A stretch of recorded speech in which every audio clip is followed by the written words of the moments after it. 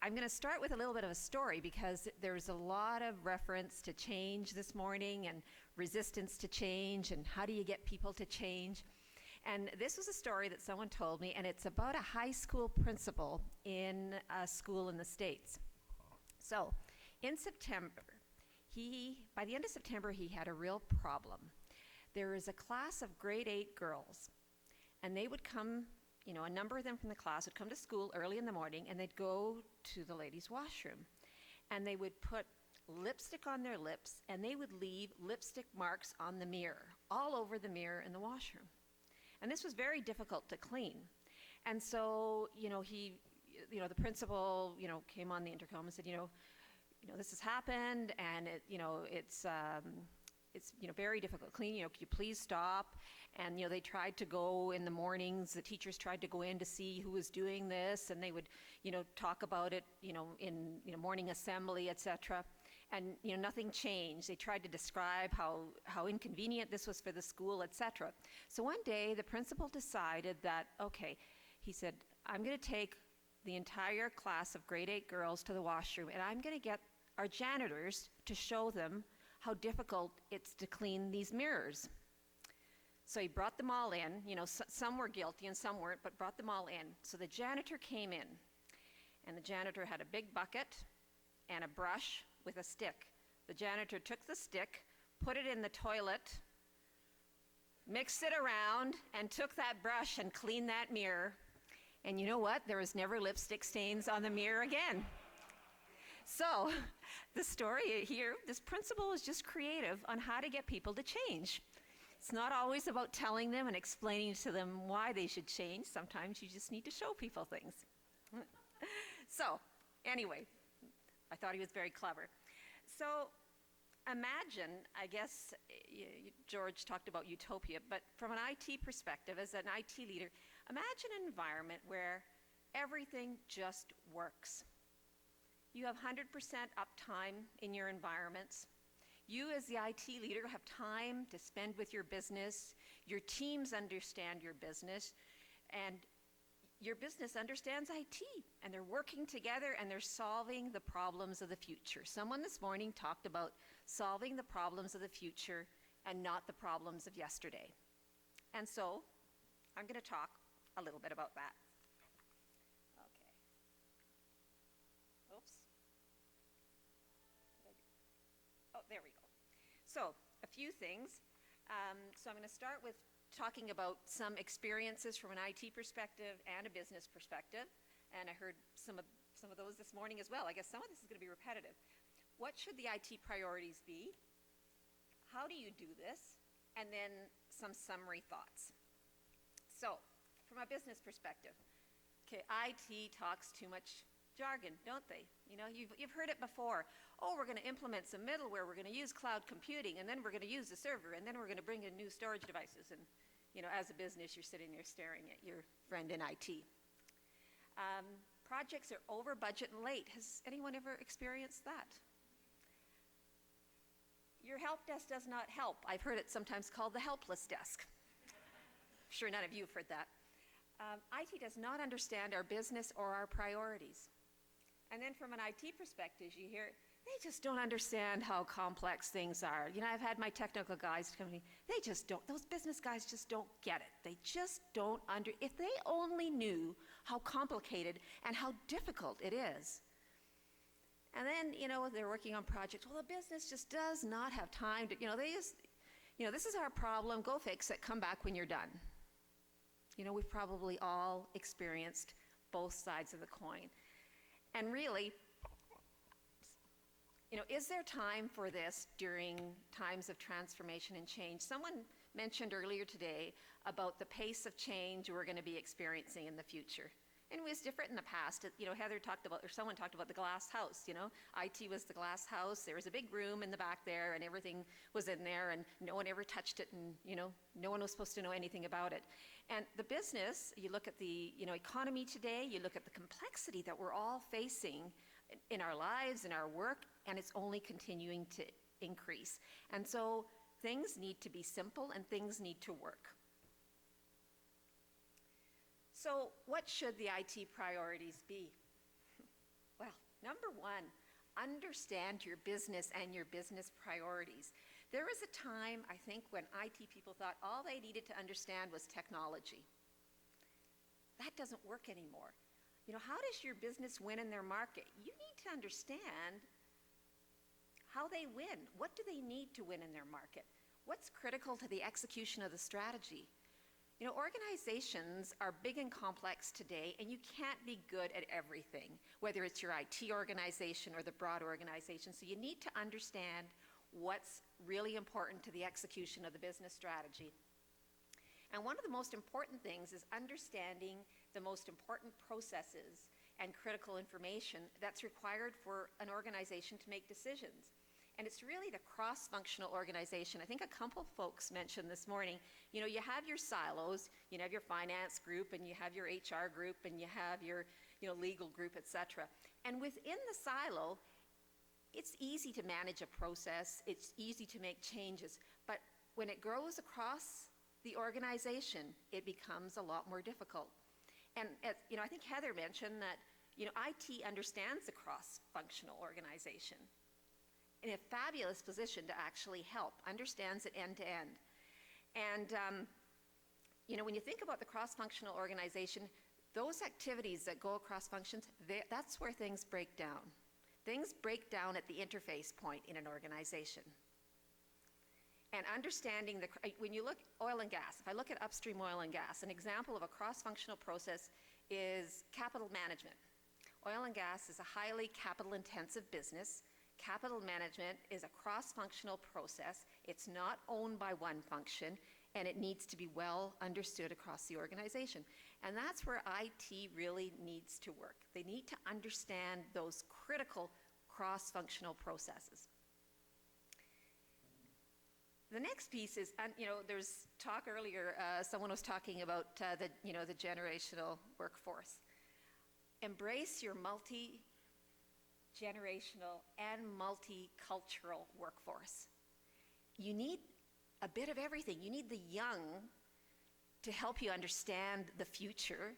You need the older with the experience and the war wounds. And really, you need a team that has that combination of multicultural, multi-generational thinking to really prepare you for the future.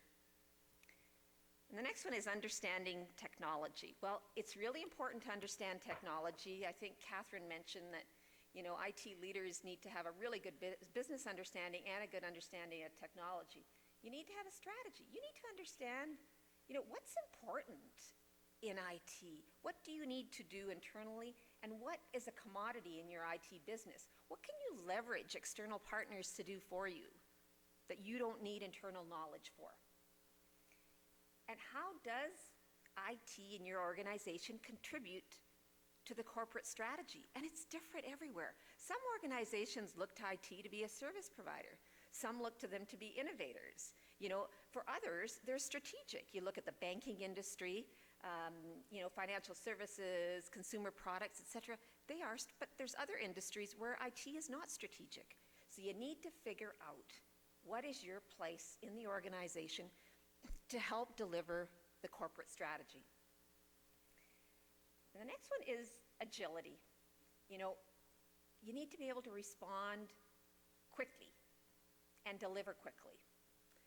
There's no time for 4 or 5 year projects anymore. If your projects are taking too long, by the time you've implemented them, it's too late. You have another problem, or the problem is different, or you've solved a problem that doesn't exist anymore. Building a culture of trust. Trust is a kind of a motherhood statement, but it's important. Credibility and trust. And what is trust? Trust is about doing what you said you would do.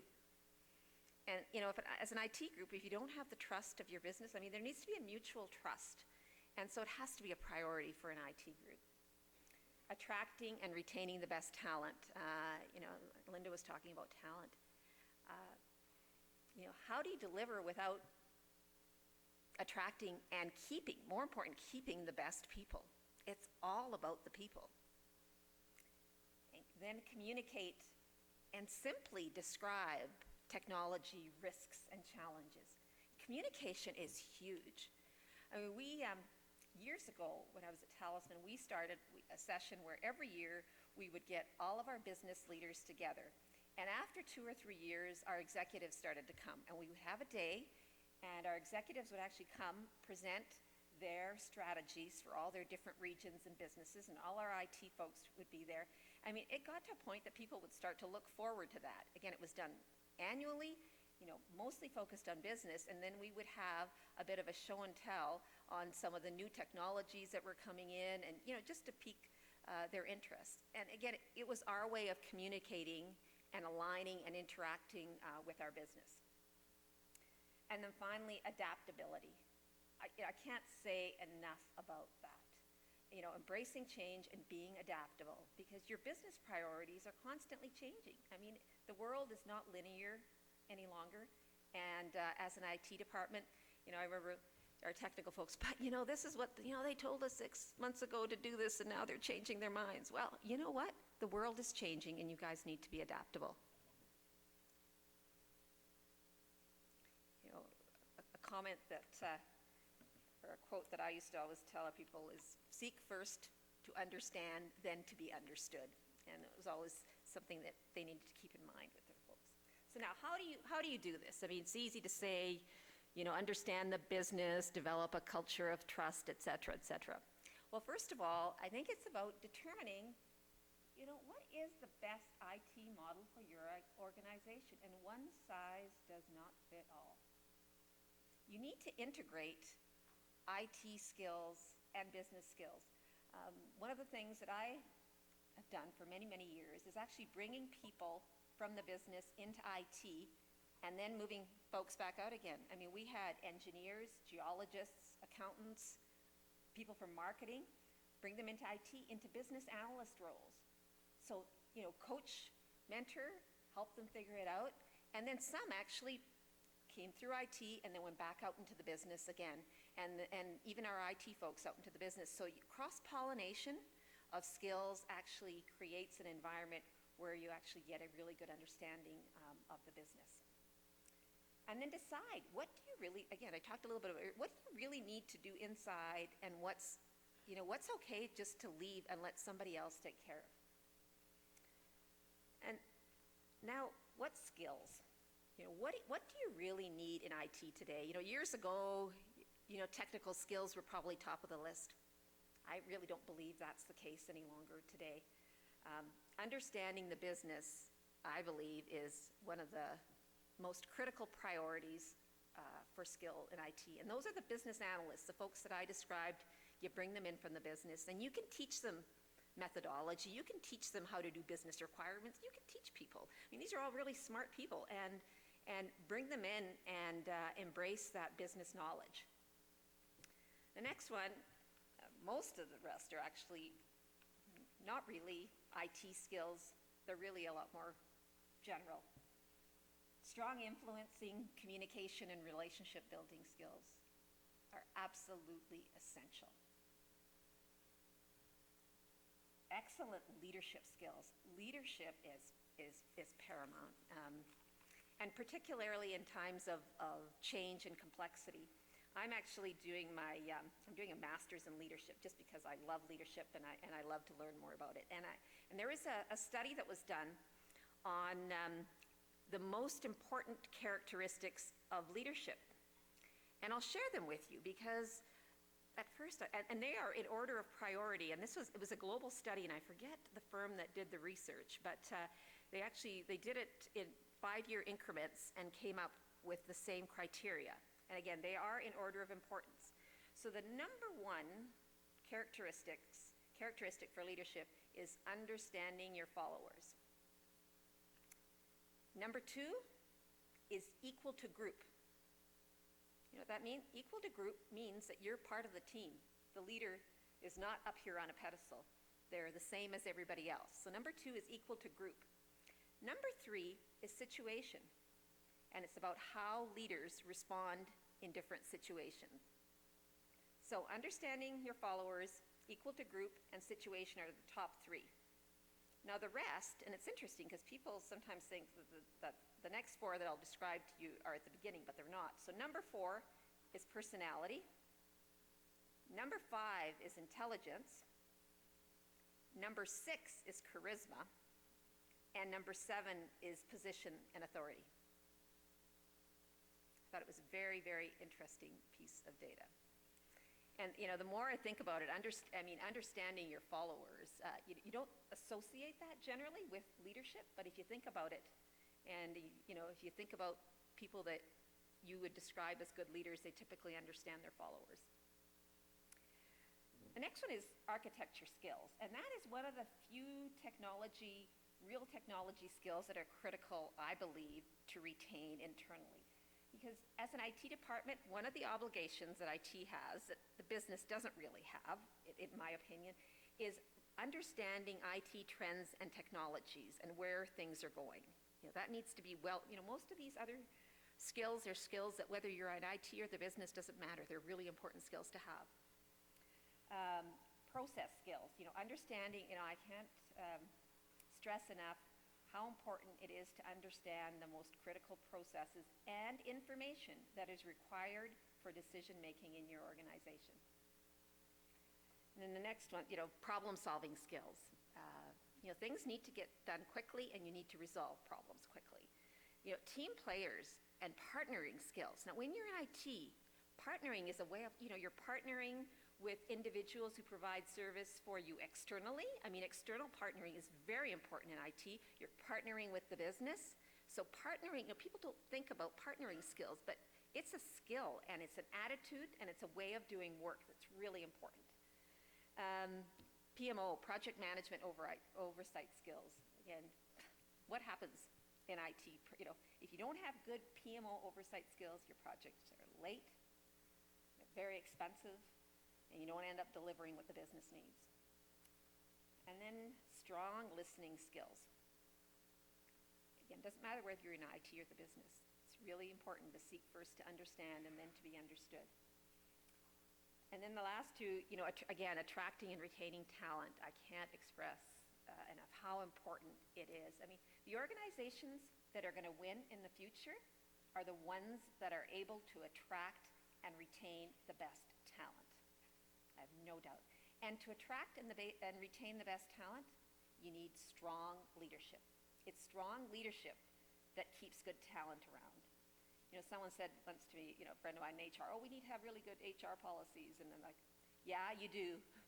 However, you can have good HR policies, but if you don't have strong leaders to retain your talent, it doesn't matter.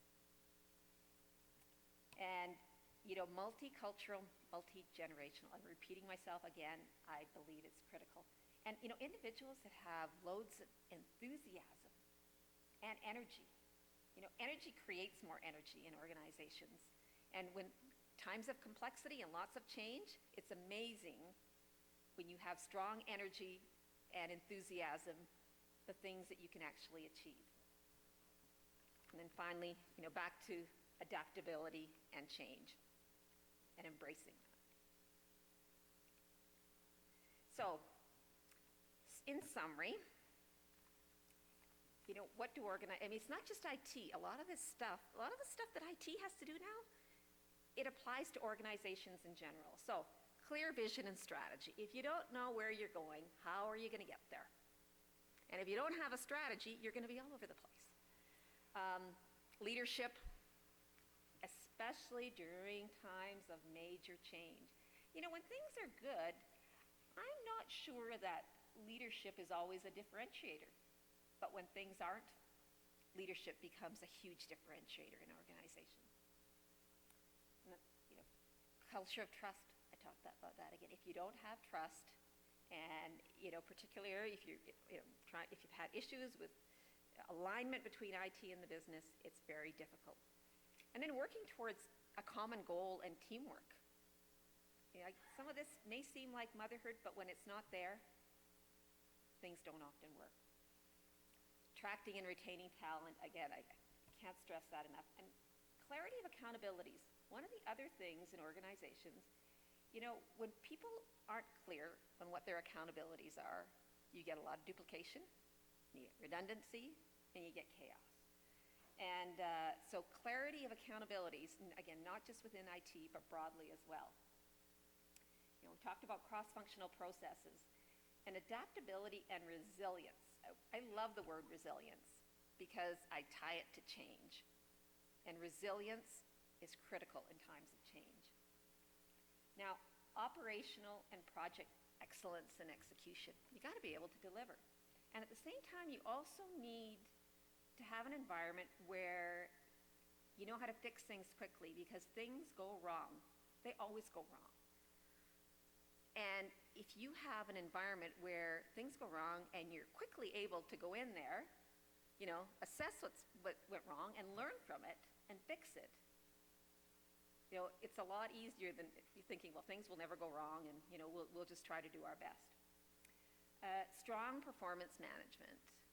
If you're not monitoring and measuring what you're doing, IT needs strong performance management just like other parts of the organization. And then back to our multicultural, multi-generational workforce and agility. Agility is essential not just for IT groups. I think it's for all, organizations more broadly. And then finally, just a few things, some of my favorite quotes. You've all seen the Charles Darwin quote over the years as it relates to change, but I'm a big fan of Winston Churchill's, and the pessimist seeing the difficulties in every opportunity, and the optimist sees the opportunity in every difficulty, and it's especially true during transformations. And Bruce Lee, running water never sits still, is also a favorite of mine. And so that's it, my thoughts on IT in the role of transformation.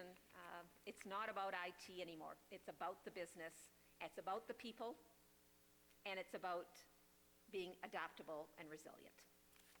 Thank you.